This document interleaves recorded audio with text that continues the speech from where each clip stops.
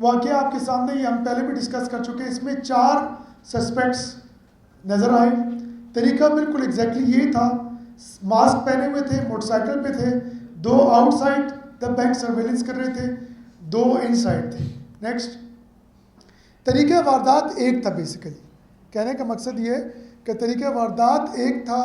तकरीबन एक तरह की उनकी जो आउटलुक था, उसकी वजह से हमें शक था कि शायद ये एक, हालांकि दोनों जो बैंक्स हैं और इलाके उनमें बहुत फासला है, लेकिन इसकी वजह से हमें ये शक हुआ कि शायद ये एक ही ग्रुप है। नेक्स्ट, ये अब आप देख सकते हैं कि ये हमारा वो वाला है जो आप लोगों ने मीडिया में भी काफ़ी फ्लैश किया, आप लोगों ने देखा होगा जब निचली गेट में ये एंटर हुए। ये जो येलो बैग नज़र आ रहा है इसमें तमाम कैश है।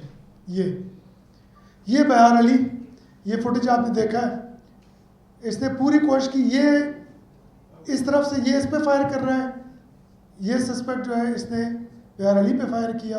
अब यहाँ पर बाहर पुलिस वालों ने पोजीशन ले ली थी, लेकिन यहाँ पर जो कांस्टेबल था जिसने फायर किया वो भी ज़ख्मी हो चुका था, उसके हाथ पे लग गई थी।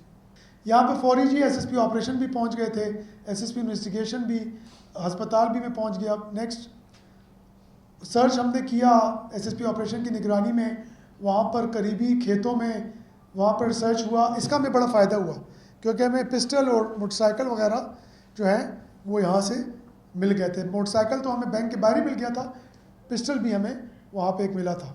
नेक्स्ट, ये आप सबके सामने कि वहाँ पर जो भी रिस्पॉन्स था। नेक्स्ट, 23 एम्प्टी शेल रिकवर हुए थे 9mm और 30 बोर के, 7.62 के शेल्स भी हुए थे वहाँ से रिकवर। जो वेपन स्नैच हुआ था गार्ड से वो भी रिकवर हुआ 12 बोर के साथ।